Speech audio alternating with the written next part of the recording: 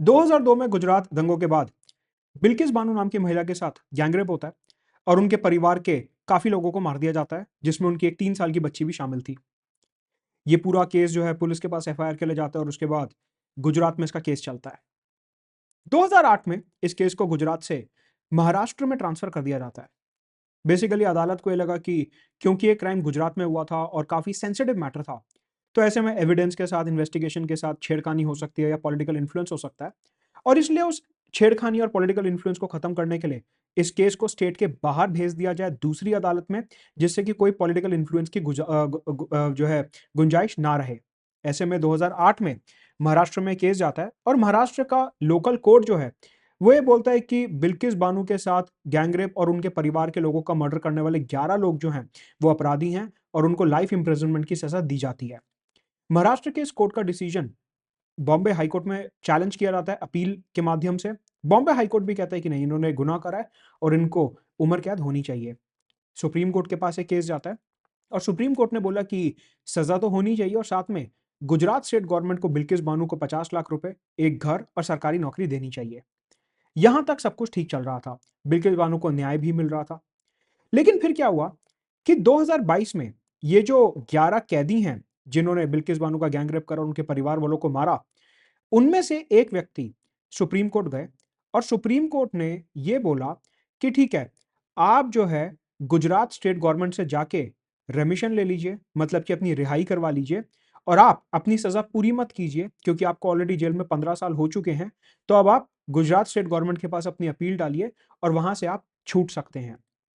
ये पूरा कॉन्सेप्ट होता है रेमिशन का, जिसके ऊपर आज हम इस वीडियो में बात करने वाले हैं। लेकिन उससे पहले आपको केस का हल्का सा बैकग्राउंड और बता देता हूं। तो 2022 में सुप्रीम कोर्ट ने अपनी एक जजमेंट में ये बोला कि ठीक है, आप गुजरात स्टेट गवर्नमेंट के पास जाइए और अपनी रिहाई करवा लीजिए। उनकी रिहाई होती है। गुजरात स्टेट गवर्नमेंट 15 अगस्त 2022 को ये जो 11 कैदी होते हैं इनको रिहा कर देती है रेमिशन के नाम पे, दयावान होके कि ठीक है, अभी आपने 15 साल जेल में निकाल लिए हैं, अब हम आपको छोड़ते हैं। बिल्किस बानो को लगा कि ये उनके साथ अन्याय हुआ है और बिल्किस बानो ने दोबारा से सुप्रीम कोर्ट का दरवाजा खटखटाया कि गुजरात स्टेट गवर्नमेंट ने जो 11 गैंग रेप के जो कन्विक्ट्स हैं उनको छोड़ा है, ये गलत है और ये मेरे साथ अन्याय है। सुप्रीम कोर्ट ने रिसेंटली 2024 जनवरी में ये बोला कि ये जो 11 लोगों को छोड़ा गया है, ये गलत तरीके से छोड़ा गया है और इनको वापस जेल जाना होगा। ये था पूरा केस और उसका बैकग्राउंड। अब समझते हैं कि इसमें कौन-कौन से कानूनी और संवैधानिक एस्पेक्ट्स इन्वॉल्वड हैं और ये केस क्यों यूपीएससी के पॉइंट ऑफ व्यू से काफी ज्यादा इंपॉर्टेंट है। आगे बढ़ने से पहले इस पूरे लेक्चर का वर्ड बाय वर्ड पीडीएफ आपको मेरे टेलीग्राम चैनल पर मिल जाएगा। इसका लिंक नीचे डिस्क्रिप्शन में और पहले कमेंट में पिन्ड है, तो आप उस टेलीग्राम चैनल को ज्वाइन कर लीजिए। आपको इसके नोट्स बनाने की जरूरत नहीं है। तो अब हम क्योंकि इसके कानूनी और संवैधानिक दायरे में जा रहे हैं, तो सबसे पहले कुछ शब्दों का मतलब समझते हैं जो कि कॉन्स्टिट्यूशन में इस्तेमाल किए जाते हैं।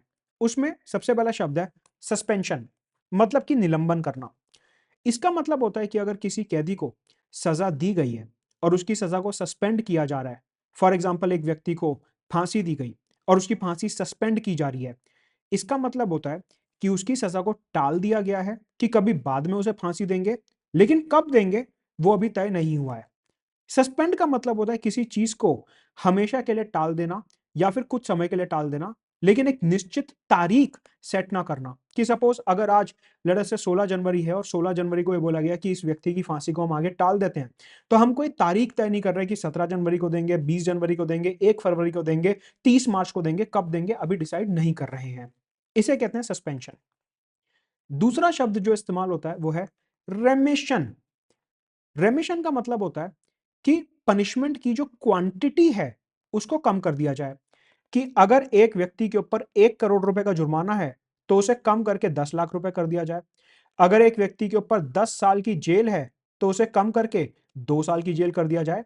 मतलब कि आप पनिशमेंट की क्वांटिटी को कम कर रहे हो बिना उसका कैरेक्टर चेंज करे। कैरेक्टर चेंज करे बिना मतलब कि अगर किसी को जेल हुई हुई है तो हम उसको जेल ही देंगे लेकिन उसकी क्वांटिटी कम कर देंगे। अगर किसी व्यक्ति को पैसे के फॉर्म में फाइन देना है तो उसको पैसे तो देने ही पड़ेंगे, लेकिन थोड़ी कम क्वांटिटी में देने पड़ेंगे। तो नेचर ऑफ पनिशमेंट जो है वो सेम रहता है। कम्यूट एक ऐसा शब्द होता है जहां पर नेचर ऑफ पनिशमेंट बदल जाता है, कि अगर किसी व्यक्ति को फांसी की सजा हुई हुई है तो हम उसे क्या बोलेंगे कि अब आप फांसी छोड़ो, हम आपको जेल में डाल देते हैं 10 साल के लिए। या किसी व्यक्ति को जेल हुई हुई है, तो हम उसे कहते हैं कि ठीक है, आप जेल में मत रहो, आप 2 लाख रुपए का फाइन दे दो। कम्यूट में नेचर ऑफ पनिशमेंट जो है वो चेंज हो रहा है। रेमिशन में नेचर चेंज नहीं हो रहा था, कम्यूट में नेचर चेंज होता है। फिर एक शब्द आता है पार्डन। पार्डन का मतलब होता है पूरे तरीके से सारी गलतियों को माफ कर देना और कोई भी पनिशमेंट नहीं देना। रेमिशन में और कम्यूट में पनिशमेंट दे रहे थे, सस्पेंशन में पनिशमेंट पोस्टपोन हो रही थी। लेकिन पार्डन एक ऐसा शब्द है जिसका मतलब होता है पनिशमेंट ही खत्म कर दी, अब आपके ऊपर कोई पनिशमेंट नहीं है, आप एकदम आजाद व्यक्ति हैं। फिर आता है रिस्पाइट। रिस्पाइट का मतलब होता है पनिशमेंट को कम करना किसी स्पेशल ग्राउंड पे, कि कोई महिला प्रेग्नेंट है, किसी व्यक्ति को कोई डिसेबिलिटी हो गई, किसी का कोई एक्सीडेंट हो गया तो उसको बहुत ज्यादा चोट वगैरह लग गई, कोई बहुत ही भयंकर जानलेवा बीमारी हो गई, ऐसे किसी ग्राउंड पे पनिशमेंट कम करना। रेमिशन में और कम्यूट में जो पनिशमेंट कम हो रही थी, यहां पर ये वाले स्पेशल ग्राउंड्स इन्वॉल्व नहीं थे जो रिस्पाइट में इन्वॉल्व हैं, प्रेगनेंसी, बीमारी, इस तरीके से। और फिर आता है रिप्राइव। रिप्राइव का मतलब होता है पनिशमेंट को एक स्पेसिफिक डेट पे पोस्टपोन करना। देखिए, सस्पेंशन और रिप्राइव ऑलमोस्ट सेम है, बस एक छोटा सा फर्क है। सस्पेंशन में कोई भी तारीख फिक्स नहीं हो रही है, पोस्टपोन कर रहे हैं लेकिन कोई तारीख फिक्स नहीं हो रही है। रिप्राइव में पोस्टपोन कर रहे हैं टू अ स्पेसिफिक डेट, कि अगर 16 जनवरी को फांसी होनी थी, अब 16 फरवरी को होगी, लाइक दैट। तो सस्पेंशन और रिप्राइव में ये छोटा सा फर्क है। तो बेसिकली हमारा जो क्रिमिनल जस्टिस सिस्टम होता है उसमें ये सारे के सारे शब्द कैदियों के साथ और कन्विक्ट्स के साथ यूज होते हैं। सवाल ये उठता है कि अदालत ने एक कैदी को पनिशमेंट दे दी, फांसी दे दी, फाइन दे दिया, उम्र कैद दे दी, 10 साल की जेल दे दी। इस तरीके से अदालत ने, न्यायपालिका ने, जुडिशरी ने पनिशमेंट दे दी। तो सवाल ये उठता है कि ये रिप्राइव, रिस्पाइट, रेमिशन, कम्यूट, पार्डन, ये कौन करता है? ये कॉन्सेप्ट्स कौन यूज करता है? बेसिकली हमारा कॉन्स्टिट्यूशन ये बोलता है कि आर्टिकल 72 के अंदर भारत के राष्ट्रपति के पास पावर है कि वो इन पार्डनिंग पावर्स का इस्तेमाल कर सकते हैं। बेसिकली इन सबको कलेक्टिवली हम बोलते हैं पार्डनिंग पावर्स।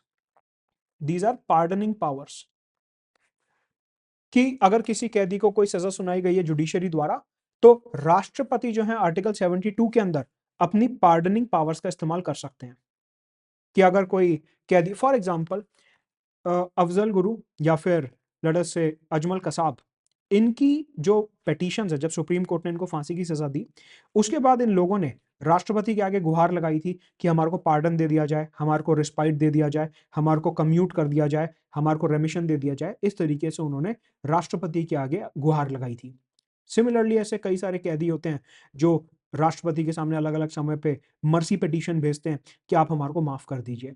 तो आर्टिकल 72 जो है प्रेसिडेंट को पावर देता है कि अगर जुडिशरी ने कोई पनिशमेंट दी है तो राष्ट्रपति उसमें पार्डनिंग पावर्स का इस्तेमाल कर सकते हैं। ये जो हमने वर्ड्स देखे इनका इस्तेमाल कर सकते हैं, लेकिन ये राष्ट्रपति की एब्सोल्यूट पावर नहीं होती। राष्ट्रपति यहाँ पे जो भी डिसीजन लेंगे वो यूनियन काउंसिल ऑफ मिनिस्टर्स के एड और एडवाइस पे लेंगे, कि प्रधानमंत्री और उनका जो मंत्रिमंडल है वो राष्ट्रपति को एडवाइस देंगे कि आपको इस केस में क्या करना चाहिए। राष्ट्रपति अपनी मर्जी से यहाँ पे निर्णय नहीं ले सकते, एक बात। दूसरी बात, कॉन्स्टिट्यूशन में कोई भी टाइम लिमिट मेंशन नहीं है कि कितने समय के अंदर राष्ट्रपति को यहाँ पे डिसीजन लेना होगा। 1 साल, 1 महीना, 1 दिन, 1 घंटा, 1 मिनट, 1 सेकंड, कुछ भी कॉन्स्टिट्यूशन के अंदर मेंशन नहीं है। यूनियन लेवल पे जिस प्रकार से पावर प्रेसिडेंट को दी गई है, सिमिलरली आर्टिकल 161 के अंदर गवर्नर्स ऑफ द स्टेट को भी सेम पावर दी गई है। एंड लाइकवाइज, जैसे राष्ट्रपति यूनियन काउंसिल ऑफ मिनिस्टर्स के एड और एडवाइस पे पावर को एक्सरसाइज करते हैं, वैसे ही governor state council of ministers के एड और एडवाइस पे इसको एक्सरसाइज करते हैं। वहां पे भी कोई टाइम लिमिट मेंशन नहीं है कि कितने समय के अंदर गवर्नर को इस बात पर निर्णय लेना होता है। तो प्रेसिडेंट और गवर्नर के पास, दोनों के पास ये पार्डनिंग पावर होती है। तो क्वेश्चन ये उठता है कि अगर एक व्यक्ति जेल में बंद है तो हमें जो पिटीशन भेजनी है वो राष्ट्रपति के पास भेजनी है या गवर्नर के पास भेजनी है? क्योंकि दोनों ही के पास ये पावर है। कॉन्स्टिट्यूशन ये बोलता है कि अगर आपने किसी ऐसे मैटर के ऊपर क्राइम करा है जहां पे यूनियन की एग्जीक्यूटिव पावर लगती है, आपने किसी ऐसे मैटर के ऊपर क्राइम करा है जिसके ऊपर यूनियन कानून बना सकता है, उस केस में राष्ट्रपति के पास आप पिटीशन भेजोगे। अगर आपने कोई ऐसा क्राइम करा है जिसके ऊपर स्टेट कानून बना सकता है, स्टेट की एग्जीक्यूटिव पावर जहां पे एक्सटेंड होती है, उस केस में आप गवर्नर के पास अपनी मर्सी पिटीशन भेजोगे। तो मतलब अगर कोई ऐसा कानून तोड़ा है आपने जो केंद्र ने बनाया था, उस केस में आप प्रेसिडेंट के पास जाओगे। अगर कोई ऐसा कानून तोड़ा है जो राज्य सरकार ने बनाया था, तो उस केस में आप गवर्नर के पास जाओगे। लेकिन यहाँ पे एक छोटा सा एक्सेप्शन है। अगर आप अपनी फांसी की सजा को पार्डन करवाना चाहते हो, अगर आप अपनी फांसी की सजा को पूरे तरीके से माफ करवाना चाहते हो, आप चाहते हो कि फांसी की सजा पूरे तरीके से हट जाए, उस केस में आप गवर्नर के पास नहीं जा सकते। उस केस में आप सिर्फ और सिर्फ प्रेसिडेंट के पास जा सकते हैं। तो प्रेसिडेंट और गवर्नर की पार्डनिंग पावर्स जो होती हैं वो ऑलमोस्ट सेम है। यूनियन के मैटर्स में प्रेसिडेंट के पास, स्टेट के मैटर्स में गवर्नर के पास। सिर्फ एक मैटर ऐसा है जहां पे प्रेसिडेंट के पास थोड़ी सी ज्यादा पावर है, और वो है फांसी की सजा को पार्डन, फांसी की सजा को पूर्ण रूप से माफ कराने की जो पावर होती है, उस केस में आप प्रेसिडेंट के पास जाएंगे, गवर्नर के पास नहीं जा सकते। सिमिलरली हमारा जो सीआरपीसी है, कोड ऑफ क्रिमिनल प्रोसीजर, उसका सेक्शन 432 और 433 ये बोलता है कि सेंट्रल गवर्नमेंट और स्टेट गवर्नमेंट के पास भी ऐसी रेमिशन की पावर्स होती हैं कि मतलब अगर कोई व्यक्ति गवर्नर या प्रेसिडेंट के पास नहीं जाना चाहता, तो वो सेंट्रल गवर्नमेंट या स्टेट गवर्नमेंट के पास भी जा सकता है, सीआरपीसी सेक्शन 432 और 433 के अंदर। यहां पे एक शब्द यूज होता है जिसे कहते हैं एप्रोप्रिएट गवर्नमेंट। एप्रोप्रिएट गवर्नमेंट का मतलब होता है वही कि अगर आपने यूनियन लिस्ट का मैटर तोड़ा है, आपने एक ऐसे कानून में क्राइम करा है जहां पे केंद्र की सरकार कानून बना सकती है, तो आप सेंट्रल गवर्नमेंट के पास अपनी याचिका दायर करेंगे। अगर आपने कोई ऐसा मैटर पे कानून तोड़ा है जो स्टेट गवर्नमेंट पे लागू होता है, जो स्टेट गवर्नमेंट ने बनाया था, जहां पे स्टेट गवर्नमेंट की एग्जीक्यूटिव पावर एक्सटेंड होती है, तो आप स्टेट गवर्नमेंट को अपनी क्षमा याचिका भेजेंगे, अपनी रेमिशन की प्ली भेजेंगे। तो कॉन्स्टिट्यूशन में क्या दिया हुआ है कि प्रेसिडेंट और गवर्नर के पास पावर है। सीआरपीसी में क्या दिया हुआ है कि स्टेट और सेंट्रल गवर्नमेंट के पास पावर है। तो आप समझिए, यहां पे कंपैरिजन करते हैं मुख्य परीक्षा और इंटरव्यू के पॉइंट ऑफ व्यू से, कि अगर प्रेसिडेंट को भी ये पावर दे दी, गवर्नर को भी ये पावर दे दी, और राज्य और केंद्र की सरकार को भी ये पावर दे दी, तो फिर तो फर्क ही क्या हुआ? फिर तो सभी बराबर हैं। लेकिन हम तो ये मानते हैं कि राष्ट्रपति हमारे देश के पहले सिटीजन है, वो तो ऑर्डर ऑफ प्रेसिडेंस में भी सबसे हाईएस्ट लेवल पे आते हैं, मतलब राष्ट्रपति से ऊपर इस देश में कोई है नहीं। तो फिर ये सेम पावर्स का क्या मतलब है? आप ये समझिए कि राष्ट्रपति की जो पार्डनिंग पावर्स हैं, उनको संविधान के अंदर दिया हुआ है, कॉन्स्टिट्यूशनल गारंटी दी गई है उन्हें। वेराज जो सेंट्रल गवर्नमेंट और स्टेट गवर्नमेंट को पावर दी गई है, वो सिंपली एक कानून के अंदर दी गई है, दैट इज सीआरपीसी। मतलब कि कॉन्स्टिट्यूशन को अमेंड करना मुश्किल होता है, और इस टाइप के कानूनों को अमेंड करना आसान होता है। आप संविधान को आसानी से अमेंड नहीं कर सकते, उसके लिए आपको स्पेशल मेजोरिटी चाहिए होगी, आर्टिकल 368 के अंदर पूरा प्रोसेस फॉलो करना होगा। लेकिन एक कानून को तो आप आसानी से अमेंड कर सकते हो सिंपल मेजोरिटी से संसद भवन के अंदर। तो ऐसे में राष्ट्रपति को जो पार्डनिंग पावर दी गई है, या फिर even for that matter governor को जो पार्डनिंग पावर दी गई है, वो ज्यादा ठोस है, वो ज्यादा स्ट्रांग है, वो ज्यादा स्टेबल है, उसमें कॉन्स्टिट्यूशनल गारंटी इन्वॉल्व है। इसलिए गवर्नर और प्रेसिडेंट की जो पार्डनिंग पावर होती है वो ज्यादा इंपॉर्टेंट होती है। ऑल्सो मैंने आपको बताया कि राष्ट्रपति और गवर्नर में राष्ट्रपति के पास थोड़ी सी पावर ज्यादा होती है। तो आप समझिए अपना पूरा एनालिसिस फिट हो गया यहाँ पे, कि राष्ट्रपति क्योंकि ऑर्डर ऑफ प्रेसिडेंस में सबसे ऊपर होते हैं, इसलिए पार्डनिंग पावर भी उनकी ज्यादा मजबूत है, इसलिए उनकी ज्यादा जो है ठोस पावर है। यहां पे एक सवाल उठता है कि एक क्रिमिनल ने क्राइम कर दिया, तो फिर ये सवाल कहां से उठता है कि हमें उसे माफी देनी है। बेसिकली ये जो सारे शब्दों का मतलब हमने देखा, एक क्या है, एक तरीके से माफी देना ही तो है। पनिशमेंट पोस्टपोन कर दी, चेंज कर दी, कम कर दी, पूरे तरीके से माफ कर दिया। ये एक तरीके से पनिशमेंट को कम करना और चेंज करने जैसा ही तो है। ये करना क्यों है? कानून के हिसाब से जिसने जो कानून तोड़ा, जिसने जो क्राइम करा, हमने पनिशमेंट दे दी। तो फिर इन शब्दों की जरूरत क्या है? बेसिकली हमारा जो क्रिमिनल जस्टिस सिस्टम है वो काम करता है रिफॉर्मेटिव थ्योरी पे। ये बहुत इंपॉर्टेंट स्लाइड होने वाली है आपके मेंस और एसए के पॉइंट ऑफ व्यू से, आपके इंटरव्यू के पॉइंट ऑफ व्यू से। मैं आपको आखिरी में मेंस के सवाल दिखाने वाला हूं। तो आपको ये जो सारे पॉइंट्स हैं, ये सुप्रीम कोर्ट की जजमेंट में से निकाले हुए पॉइंट्स हैं जो उन्होंने बिल्किस बानो में बोले थे, शब्द और लाइनें। इवन प्लेटो को भी उन्होंने कोट करा था। तो वो सारा कुछ मैं यहाँ पे आपको समझाने वाला हूँ, बहुत ध्यान से एंड तक पूरा वीडियो देखेंगे। राइट। तो सुप्रीम कोर्ट ने यहाँ पे बोला कि हमारा जो पूरा क्रिमिनल जस्टिस सिस्टम है ना, वो रिफॉर्मेशन के ऊपर बेस्ड है। हमने बोला मतलब? उन्होंने ये बोला कि एक व्यक्ति ने क्राइम करा, हम उसे सजा दे रहे हैं। हम उसे सजा इसलिए नहीं दे रहे कि हम उससे बदला चाहते हैं। हम उसे सजा इसलिए नहीं दे रहे कि हम आंख के बदले आंख चाहते हैं। An eye for an eye will make the whole world blind. हम बदला नहीं लेना चाहते सजा देके। हम सजा इसलिए दे रहे हैं कि वो व्यक्ति जब जेल में रहेगा, उसे अपनी गलती का एहसास होगा। जेल के अंदर हम उसे एजुकेशन देने की कोशिश करेंगे, हम उसे साइकोलॉजिकल सपोर्ट देने की कोशिश करेंगे, उसे सुधारने की कोशिश करेंगे, उसे ये मौका देंगे कि वो सोच सके, समझ सके कि उसने कितना हीनियस क्राइम करा है, कितना घिनौना अपराध करा है, और जब वो जेल से बाहर आए तो वो एक बदला हुआ व्यक्ति हो, वो एक रिफॉर्म्ड व्यक्ति हो, और वो भारत के समाज में घुल मिल सके दोबारा से और अपना एक नया जीवन शुरू कर सके। तो हमारा जो पॉलिटिकल सिस्टम है, क्रिमिनल जस्टिस सिस्टम है, that is not based upon vengeance, that is not based upon रेट्रिब्यूशन, that is based upon reformation. मतलब कि बदले की भावना से हम किसी को पनिशमेंट नहीं सुनाते। और सिमिलरली प्लेटो की भी यहाँ पे आइडियोलॉजी थी। प्लेटो जो कि एक पॉलिटिकल थिंकर थे, उन्होंने क्या बोला था? Punishment is to be inflicted not for the sake of vengeance. अगर किसी को सजा दी जा रही है तो वो बदले की भावना से नहीं दी जानी चाहिए, लेकिन उसे जो सजा दे रहे हो वो प्रिवेंशन के लिए दो कि वो दोबारा क्राइम ना करे, और रिफॉर्मेशन के लिए दो कि जब वो जेल से बाहर आए तो वो पूर्ण रूप से बदला हुआ व्यक्ति हो। ऐसे में इस लाइन को एज इट इज कोट कर सकते हो, क्योंकि सुप्रीम कोर्ट ने अपनी जजमेंट में ये बात बोली है।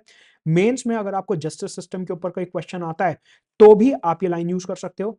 अगर आपको रेमिशन या पार्डनिंग पावर्स के ऊपर क्वेश्चन आता है कि इनकी जरूरत ही क्या है, तो भी आप सेम लाइन यूज कर सकते हो। इंटरव्यू में अगर आपसे इसका लॉजिक पूछा जाता है कि इन शब्दों का लॉजिक क्या है, तो भी आप सेम लाइन यूज कर सकते हो। बहुत इंपॉर्टेंट लाइन है। तो यहां पे जो रेमिशन होता है वो इसलिए होता है कि हम एजुकेशन और रिफॉर्म के माध्यम से एक व्यक्ति को रिफॉर्म करना चाहते हैं, उसे बदलना चाहते हैं, जिससे कि जब वो जेल से बाहर आए तो वो एक बेहतर नागरिक बन के आए, सोसाइटी में घुल मिल जाए और दोबारा से वो क्राइम ना करे। तो हम प्रिवेंशन एंड रिफॉर्म दोनों करना चाहते हैं।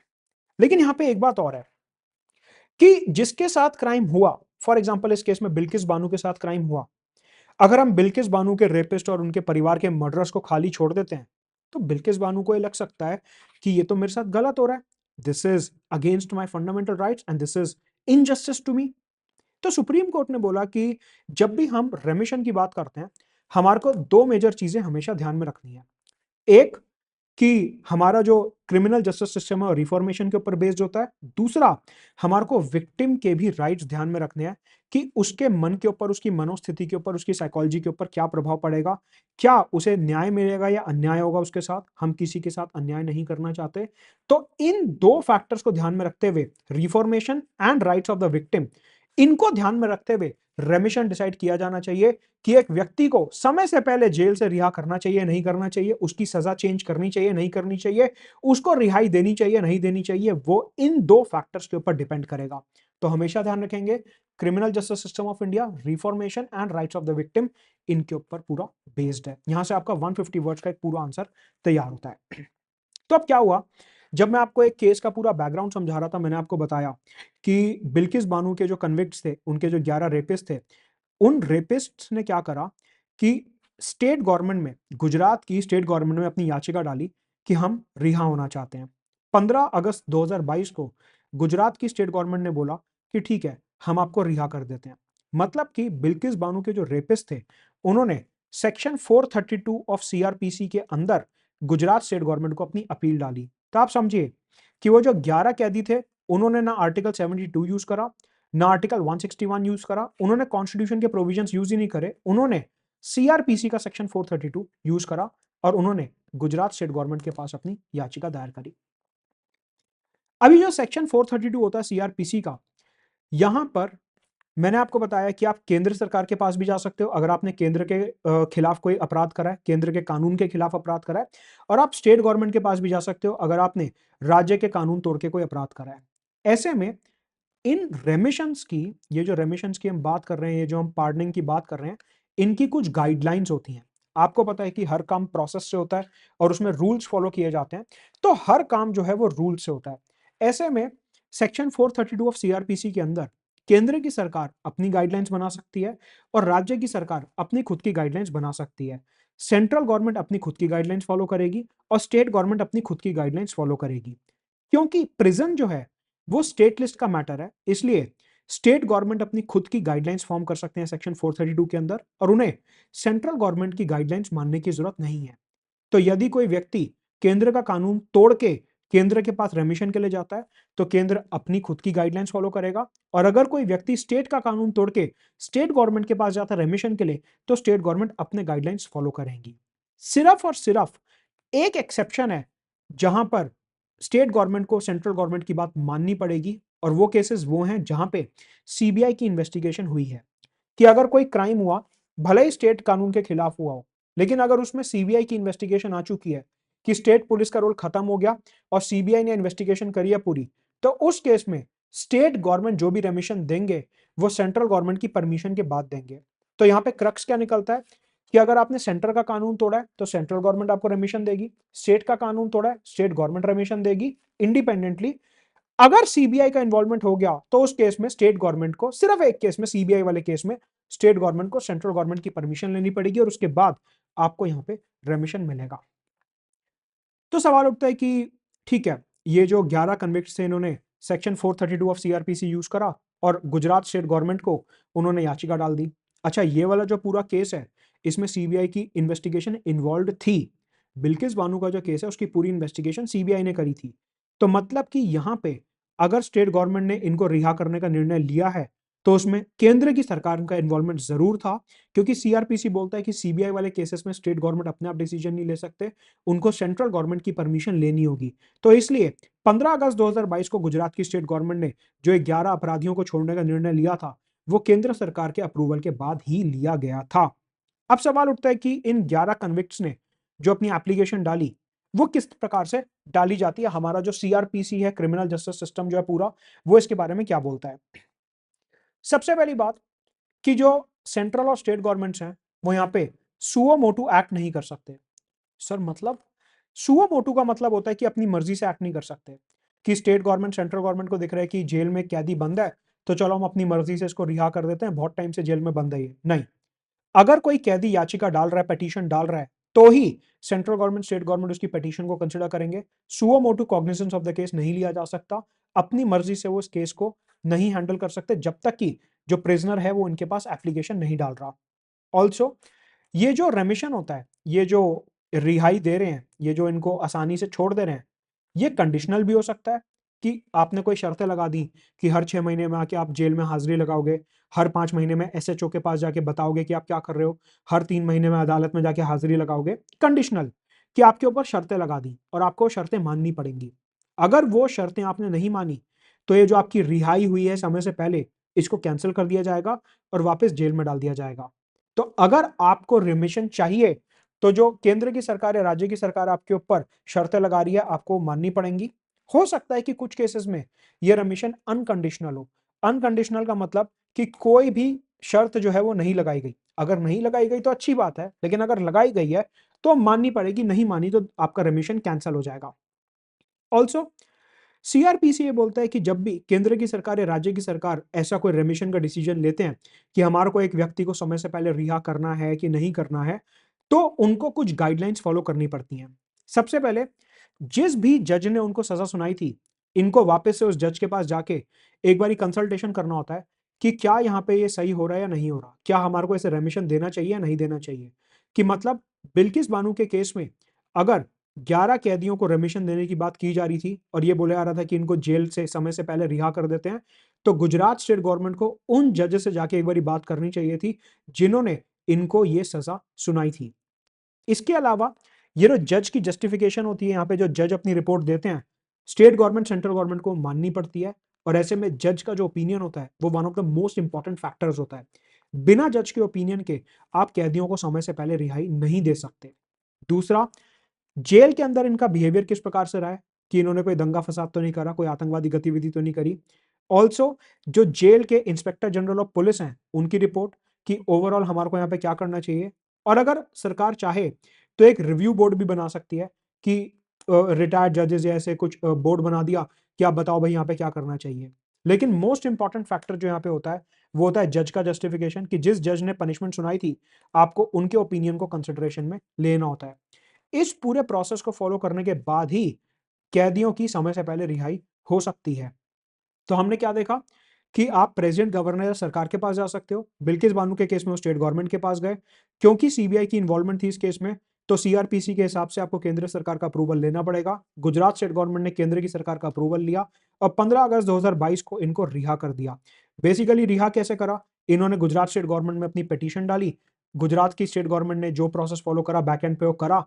पब्लिक डोमेन में वो प्रोसेस बहुत ज्यादा अवेलेबल नहीं है कि गुजरात स्टेट गवर्नमेंट ने क्या प्रोसेस फॉलो करा, लेकिन ये प्रोसेस फॉलो किया गया होगा क्योंकि ये सीआरपीसी में मेंशन्ड है, और उसके बाद उनकी रिहाई कर दी गई।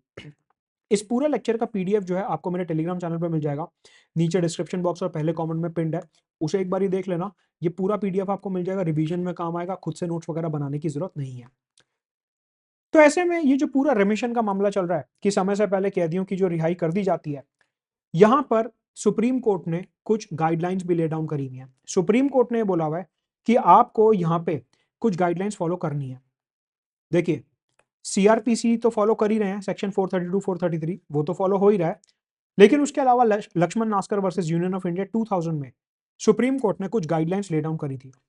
जो ये बिल्किस बानू वाला केस अभी चल रहा है, उसमें भी सुप्रीम कोर्ट ने लक्ष्मण नास्कर केस का रेफरेंस दिया था और ये सारे पॉइंट्स को रिपीट करा था कि लक्ष्मण नास्कर केस में सुप्रीम कोर्ट ने जो पॉइंट्स ले डाउन करे थे रेमिशन के लिए, वो सारे के सारे पॉइंट्स हमारे को यहाँ पे फॉलो करने हैं। क्वेश्चन उठता है कि वो पॉइंट्स क्या हैं।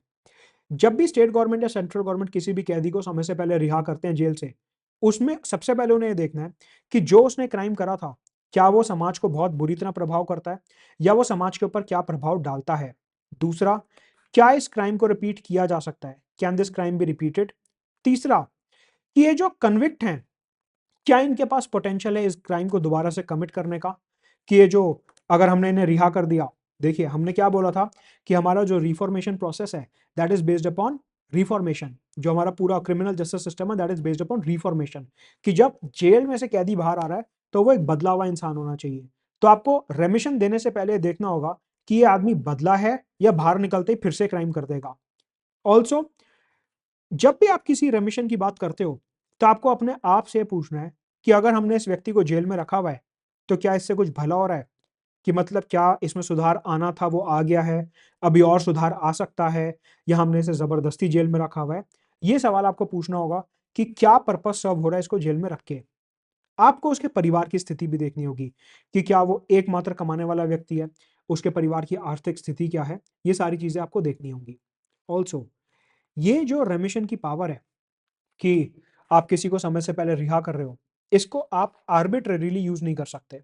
लक्ष्मण नास्कर केस में सुप्रीम कोर्ट ने बोला कि हमारा सबसे बड़ा जो डर है वो यही है कि सरकार अपने इलेक्शन के चलते, वोट बैंक के चलते, पॉलिटिक्स के चलते ये रेमिशन की पावर का गलत इस्तेमाल ना करें, कि कैदियों में एक पर्टिकुलर जात, एक पर्टिकुलर धर्म के जो लोग हैं उनको ज्यादा रेमिशन दिया जा रहा है, जो सरकार के खिलाफ हैं, सरकार की आइडियोलॉजी के खिलाफ हैं, उनको रेमिशन नहीं दिया जा रहा। तो इस प्रकार से कोई भी फेवरेटिज्म, बायसनेस नहीं होनी चाहिए, और पावर ऑफ रेमिशन जो है उसका आर्बिट्रेरी यूज नहीं होना चाहिए, मनमाने ढंग से इस्तेमाल नहीं होना चाहिए। ऑल्सो, एक बहुत इंपॉर्टेंट गाइडलाइन कि अगर किसी को लाइफ इंप्रिजनमेंट सुनाई गई है, उम्र कैद सुनाया गया है, तो उसको आप जेल से रिहा सिर्फ तब कर सकते हो जब उसने 14 साल जेल में काट लिए हों। बिल्किस बानो के केस में यही हुआ कि जो वो 11 कैदी थे उनको महाराष्ट्र के कोर्ट ने और बॉम्बे हाई कोर्ट दोनों ने जो है लाइफ इंप्रिजनमेंट सुनाया था, आजीवन कारावास सुनाया था, और उसके बाद उन्होंने अपनी जो मर्सी पिटीशन डाली सेक्शन 432 सीआरपीसी के अंदर गुजरात स्टेट गवर्नमेंट को, वो 14 साल पूरा होने के बाद ही डाली। मतलब कि लक्ष्मण नास्कर केस में और उसके बाद भी सब्सिक्वेंट जजमेंट्स में सुप्रीम कोर्ट ने साफ बोल दिया था कि अगर उम्र कैद के केस को आप रेमिट करना चाहते हो तो कम से कम 14 साल का आपको कारावास काटना होगा, उससे पहले आप रेमिशन नहीं दे सकते। और तभी बिल्किस बानो वाले केस में ये गाइडलाइन जो है फुलफिल हो रही थी। तो गुजरात की स्टेट गवर्नमेंट ने 11 लोगों को 15 अगस्त 2022 को रिहा कर दिया था सेंट्रल गवर्नमेंट से अप्रूवल लेके एज पर सीआरपीसी, और ये लक्ष्मण नास्कर गाइडलाइंस जो हैं ऐसा कहा जाता है कि वो फॉलो की गई थी। बिल्किस बानो को काफी खराब लगा, उन्होंने कहा कि ये मेरे साथ ग्रॉस इनजस्टिस हो रहा है। हमारा क्रिमिनल जस्टिस सिस्टम ये बोलता है कि अगर किसी कैदी को समय से पहले रिहा किया जाए तो उसके जो विक्टिम होते हैं जिनके साथ क्राइम हुआ था, अगर उन्हें लग रहा है कि उनके साथ ठीक नहीं हुआ तो वो एप्रोप्रिएट हाई कोर्ट में जा सकते हैं। अगर हाई कोर्ट से उन्हें जो है जस्टिस नहीं मिलता, तो वो हाई कोर्ट के डिसीजन को सुप्रीम कोर्ट में चैलेंज करके सुप्रीम कोर्ट का दरवाजा खटखटा सकते हैं कि ये जो स्टेट गवर्नमेंट या सेंट्रल गवर्नमेंट ने डिसीजन लिया है, ये गलत डिसीजन लिया है और मेरे साथ गलत हो रहा है। मतलब कि अगर विक्टिम को यहाँ पे लगता है कि उनके साथ एक गलत हो रहा है और ऐसा नहीं होना चाहिए था, तो विक्टिम जो है वो अदालत का दरवाजा खटखटा के स्टेट गवर्नमेंट और सेंट्रल गवर्नमेंट के डिसीजन के ऊपर जुडिशियल रिव्यू लगवा सकते हैं। यहां से निकल के आता है system of checks and balances. Mains में इसके ऊपर एक क्वेश्चन भी आया था, मैं आपको दिखाऊंगा अभी। System of checks and balances मतलब कि एग्जीक्यूटिव ने, स्टेट गवर्नमेंट सेंट्रल गवर्नमेंट क्या है, एग्जीक्यूटिव हो गया। एग्जीक्यूटिव ने अपनी मर्जी से एक डिसीजन लिया कि हम कैदियों को समय से पहले रिहा करेंगे या नहीं करेंगे। उस डिसीजन से अगर कोई व्यक्ति ना खुश है, अगर विक्टिम ना खुश है, तो वो जुडिशरी के पास जा सकते हैं कि एग्जीक्यूटिव ने जो अपनी पावर का यहाँ पे इस्तेमाल करा है वो गलत है, आप इसके ऊपर रोक लगाइए। मतलब कि एग्जीक्यूटिव की पावर के ऊपर आप system of checks and balances लगाइए। इसे ही तो system of checks and balances बोलते हैं कि अगर एग्जीक्यूटिव अपनी मन मर्जी से कुछ गलत काम कर रहा है तो जुडिशरी उसे रोकने के लिए बैठा है। तो ऐसे में बिल्किस बानो ने सुप्रीम कोर्ट का दरवाजा खटखटाया। क्वेश्चन उठता है कि जब बिल्किस बानो सुप्रीम कोर्ट गए तो सुप्रीम कोर्ट ने क्या बोला, और यही पूरा करंट अफेयर्स था जनवरी 2024 का कि बिल्किस बानो के केस में सुप्रीम कोर्ट ने क्या बोला। सबसे पहले बिल्किस बानो ने जो सुप्रीम कोर्ट में याचिका डाली थी वो आर्टिकल 32 के अंदर डाली थी।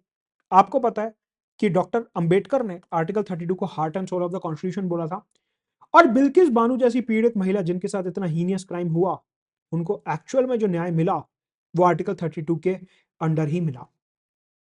बेसिकली बिल्किस बानो ने आर्टिकल 32 के अंदर रिट पिटीशन डाली सुप्रीम कोर्ट में कि सर, गुजरात की राज्य सरकार ने जो 11 कैदियों को समय से पहले रिहा करने का निर्णय लिया है एकदम गलत है, मेरे डिग्निफाइड लाइफ के खिलाफ जाता है और मेरे साथ ही ग्रॉस इनजस्टिस है। आप गुजरात स्टेट गवर्नमेंट की एग्जीक्यूटिव पावर के ऊपर एक system of checks and balances लगा दीजिए। ऑल्सो आपको याद होगा, आप थोड़ा सा पेचीदा बात करने जा रहा हूं, बहुत ध्यान से सुनेंगे, और लेक्चर पसंद आ रहा है तो उसे लाइक और शेयर भी करेंगे जरूर। आपको याद होगा जब मैं बैकग्राउंड ऑफ द केस की बात कर रहा था, मैंने आपको यह बताया था कि 2022 में सुप्रीम कोर्ट की एक जजमेंट आती है कि जब ये 11 कन्विक्ट जो हैं ये 2022 में सुप्रीम कोर्ट जाते हैं और सुप्रीम कोर्ट कहता है कि मेरे पास मत आओ, आप एक काम करो, गुजरात की स्टेट गवर्नमेंट के पास चले और रेमिशन के लिए गुजरात की स्टेट गवर्नमेंट जो है वो निर्णय ले लेगी। ये सुप्रीम कोर्ट की एक गलत जजमेंट थी, ऐसा सुप्रीम कोर्ट ने यहां पे बोला है कि ये हमारी गलत जजमेंट थी। इसीलिए, क्योंकि वकीलों को भी ये दिख रहा था कि 2022 में सुप्रीम कोर्ट ने जो कन्विक्ट्स को बोला था कि आप गुजरात स्टेट गवर्नमेंट के पास जाओ, गलत जजमेंट है, बिल्किस बानो ने आर्टिकल 32 के साथ साथ एक रिव्यू पिटीशन भी डाली। आपको पता है कि हमारे कॉन्स्टिट्यूशन में एक रिव्यू पिटीशन का कॉन्सेप्ट होता है, जहां पे अगर आपको लग रहा है कि सुप्रीम कोर्ट से कोई गलती हुई है, कोई केस में नए फैक्ट्स आ रहे हैं या पुरानी जजमेंट गलत फैक्ट्स के ऊपर सुनाई गई थी, तो आप रिव्यू पिटीशन डाल के सुप्रीम कोर्ट के डिसीजन को चेंज करवा सकते हो। ये दोनों टूल्स का नाम जो मैंने आपको बताया, आर्टिकल 32 एंड रिव्यू पिटीशन, ये प्रीलिम्स और मेंस के पॉइंट ऑफ व्यू से काफी इंपॉर्टेंट है, इसको ध्यान रखेंगे। तो बिल्किस बानो ने जो अपनी एप्लीकेशन डाली सुप्रीम कोर्ट में, वो दो ग्राउंड्स पर डाली। एक, आर्टिकल 32 ऑफ द कॉन्स्टिट्यूशन, और दूसरा रिव्यू पिटीशन। सुप्रीम कोर्ट के सामने केस आया। सुप्रीम कोर्ट ने बोला कि 2022 में जो हमने जजमेंट सुनाई थी वो गलत है। बेसिकली केस में क्या हुआ कि जो क्राइम हुआ था वो गुजरात में हुआ था 2002 के दंगों के बाद, और जो ट्रायल हुआ था वो महाराष्ट्र में हुआ था। मैंने आपको बताया 2008 के बाद केस जो है महाराष्ट्र चला गया था। तो अब क्या हुआ, सुप्रीम कोर्ट ने सेक्शन 432 ऑफ सीआरपीसी को इंटरप्रेट करने की बात करी। सेक्शन 432 ऑफ सीआरपीसी में एक वर्ड दिया हुआ है एप्रोप्रिएट गवर्नमेंट। ये एप्रोप्रिएट को आप देखो, मैंने कोट्स में लिखा हुआ है कि यहां पे ये जो एप्रोप्रिएट है इसका एक मतलब है। क्या मतलब है? एप्रोप्रिएट का मतलब होता है उचित सरकार। सुप्रीम कोर्ट के सामने सवाल आया कि यहां पे उचित सरकार कौन सी है? गुजरात की सरकार जिनके जुरिस्डिक्शन में क्राइम हुआ था, या महाराष्ट्र की सरकार जहां पे ट्रायल हुआ था, केस चला था। सुप्रीम कोर्ट ने बिल्किस बानो केस में बोला 2024 में कि इस केस में एप्रोप्रिएट सरकार महाराष्ट्र की सरकार है, क्योंकि सीआरपीसी ये बोलता है कि एप्रोप्रिएट सरकार जिसके पास आप अपनी रेमिशन की प्ली डालोगे, रेमिशन की याचिका डालोगे, ये वो सरकार होती है जहां पे ट्रायल चला था, केस चला था, ना कि वो सरकार जहां पे क्राइम हुआ था। मतलब कि आप जो रेमिशन की एप्लीकेशन डालोगे वो उस सरकार के पास डालोगे जिस सरकार के ज्यूरिसडिक्शन में केस चला था। बिल्किस बानो का जो पूरा केस था 2008 के बाद से, वो चला था महाराष्ट्र में। क्राइम गुजरात में हुआ था, लेकिन केस चला था महाराष्ट्र में। तो सुप्रीम कोर्ट ने बोला कि सेक्शन 432 के अंदर अगर कैदियों को समय से पहले रिहा करना है तो उसमें निर्णय लेगी महाराष्ट्र की सरकार, मतलब कि एकनाथ शिंदे सरकार, ना कि गुजरात की सरकार, क्योंकि जो केस चला था वो महाराष्ट्र में चला था। इसलिए 15 अगस्त 2022 को गुजरात की सरकार ने जो 11 कैदियों को रिहा करा है, गुजरात की सरकार ने अपनी पावर का मिसयूज करा है। That is a usurpation of power and abuse of power. Gujarat की सरकार ने महाराष्ट्र की सरकार की पावर का उल्लंघन करने की कोशिश करी, और इसलिए क्योंकि यह डिसीजन गलत तरीके से सुनाया गया है, हम गुजरात सरकार के डिसीजन को खारिज करते हैं। उन्होंने जो 11 कैदियों को 15 अगस्त 2022 को रिहा करा था वो एकदम गलत है, अनकॉन्स्टिट्यूशनल है, और हम इमीडिएट में ऑर्डर देते हैं कि वो 11 के 11 कैदियों को वापस जेल में जाना पड़ेगा। तो जो 2022 में सुप्रीम कोर्ट के उस बेंच ने बोला था कि आप गुजरात की सरकार के पास जाइए और वहां से आप अपनी क्षमा याचिका मांगिए, रेमिशन दीजिए, सुप्रीम कोर्ट ने बोला हमसे गलती हुई थी। एक्चुअल में अगर हम सीआरपीसी को ध्यान से पढ़ते हैं तो यहां पे अप्रोप्रिएट गवर्नमेंट का मतलब है वो सरकार जहां पे केस चला था, ना कि वो जहां पे क्राइम हुआ था। तो यहां पे आपको ध्यान रखना है कि सीआरपीसी के हिसाब से जो अप्रोप्रिएट गवर्नमेंट वर्ड है, ये वो सरकार है जहां पे ट्रायल हुआ था, ना कि वो सरकार जहां पे क्राइम हुआ था। तो गुजरात गवर्नमेंट सही अथॉरिटी नहीं है, और इस वजह से जब वो सही अथॉरिटी है ही नहीं तो उनके द्वारा सुनाया गया डिसीजन भी एकदम गलत है, इनवैलिड है, अनकॉन्स्टिट्यूशनल है, रूल ऑफ लॉ के खिलाफ जाता है। सुप्रीम कोर्ट ने बोला कि ये जो पर्टिकुलर वाक्य है पूरा, ये रूल ऑफ लॉ के खिलाफ जाता है, मतलब आर्टिकल 14 के खिलाफ जाता है। यहां से आपको प्रीलिम्स के कई सारे इंपॉर्टेंट स्टेटमेंट्स और मेंस में लिखे जाने वाले बहुत इंपॉर्टेंट पॉइंट्स, एसए की स्टेटमेंट्स वर्बेटिम सुनाऊंगा आपको। यहां पे रूल ऑफ लॉ का मतलब होता है एक ऐसा कानून जो सबके ऊपर बराबरी से लग रहा है। सुप्रीम कोर्ट ने बोला कि ये जो अप्रोप्रिएट गवर्नमेंट की डेफिनेशन है कि जहां पे अदालत में केस चलेगा वही वाली सरकार निर्णय लेगी कि कैदियों को समय से पहले रिहा करना है नहीं करना, ये सबके ऊपर बराबरी से लगता है। ऐसा नहीं है कि सिर्फ बिल्किस बानो के केस में स्पेशल केस हम बना रहे, नहीं, ये हर केस में बराबरी से लगता है। और इसलिए क्योंकि ये केस हर केस में बराबरी से लगता है, ये पर्टिकुलर क्लॉज हर जगह बराबरी से लगता है, इसलिए हम ये आदेश देते हैं कि बिल्किस बानो के जो कन्विक्ट्स हैं उनको वापस जेल जाना होगा।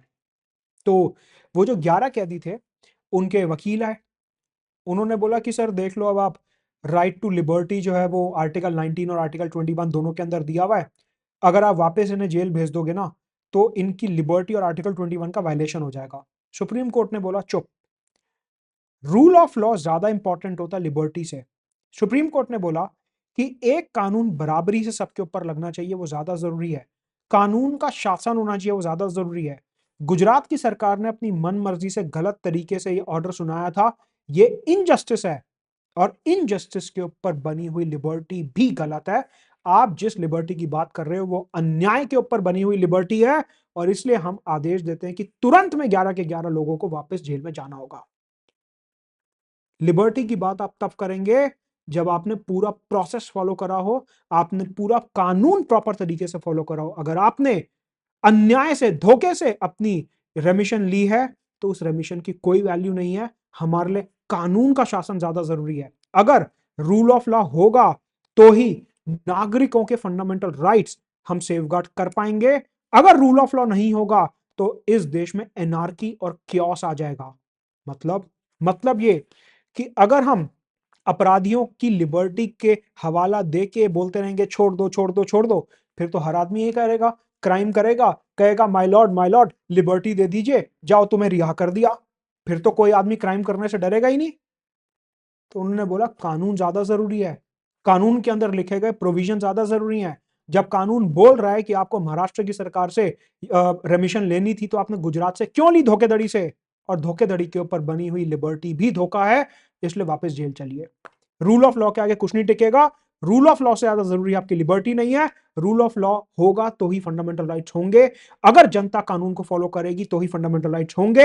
अगर रूल ऑफ लॉ बनेगा तो ही लोग क्राइम करने से डरेंगे, तो ही उनके मन में पनिशमेंट का डर होगा, तो ही इनोसेंट आदमी जो है वो अपने फंडामेंटल राइट्स को प्रैक्टिस कर पाएगा। तो इसलिए रूल ऑफ लॉ से बढ़ के कुछ नहीं है इस देश में, सुप्रीम कोर्ट ने बोला और रूल ऑफ लॉ को अपहोल्ड करा। मतलब कि system of checks and balances के अंदर जो एग्जीक्यूटिव ने, गुजरात सरकार ने यहां पे गलत डिसीजन लिया था, जुडिशरी ने उसे ठीक करा और system of checks and balances maintain करते हुए यह दिखाया कि हमारे यहां अगर एग्जीक्यूटिव या लेजिस्लेचर कुछ भी गलत करते हैं तो जुडिशरी लोगों के फंडामेंटल राइट्स का गार्जियन बन के यहां पे बैठा हुआ है।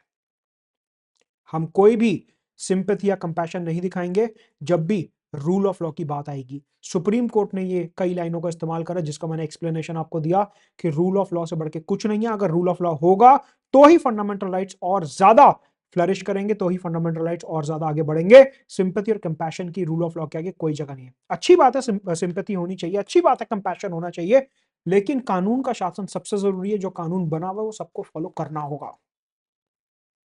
तो गुजरात की सरकार ने जो करा है ये अब्यूज ऑफ डिस्क्रिशन है, अपनी पावर का गलत इस्तेमाल करा है। महाराष्ट्र की जो सरकार है उसकी पावर छीनी है, गलत तरीके से छीनी है, और गुजरात की सरकार ने यहाँ पे एकदम गलत करा है। सीआरपीसी के खिलाफ गए हैं, देश के कानून के खिलाफ गए हैं, रूल ऑफ लॉ को वायलेट करा है, इसलिए उनका डिसीजन गलत है।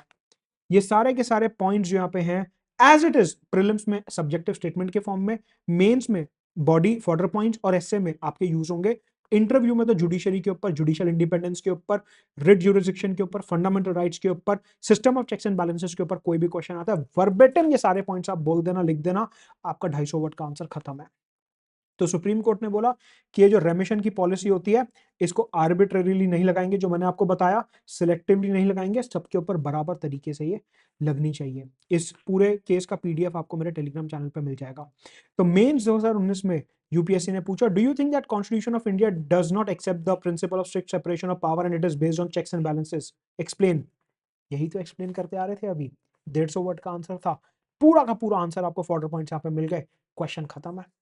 Mains 2021 discuss the desirability of greater representation of women in higher judiciary. अब देखिए बिल्किस बानू वाला जो केस था 2024 में, यहाँ पे एक जज जो थी वो फीमेल जज थी, उन्होंने समझाया कि बिल्किस बानू के साथ जो हुआ वो एक महिला की गरिमा को ठेस पहुंचाने जैसा है और एक महिला के साथ वो सही नहीं हुआ। मतलब कि बिल्किस बानू के अन्याय को जुडिशरी बेहतर तरीके से इसलिए समझ पाया क्योंकि उस बेंच में एक महिला जज शामिल थी। तो आपको समझना चाहिए कि जितनी ज्यादा महिलाएं सुप्रीम कोर्ट हायर जुडिशरी में पहुंचेंगी उतना ही ज्यादा महिलाओं को ज्यादा न्याय हमारे देश में मिलेगा और जेंडर सेंसिटाइजेशन हमारी जुडिशरी में ज्यादा होगा। मेंस 2014 का सवाल था, starting from basic structure doctrine the judiciary has played a highly proactive role in ensuring that India develops into a thriving democracy. In the light of the statement, evaluate the role played by judicial activism in enhancing democracy. लोकतंत्र को बढ़ाने के लिए judiciary क्या कर रहा है? लोकतंत्र, rule of law, democracy, fundamental rights, अभी आपको पूरा बताया जुडिशरी क्या कर रहा है। रुकेंगे यहाँ पे, इसका पूरा पीडीएफ आपको टेलीग्राम चैनल पर मिल जाएगा।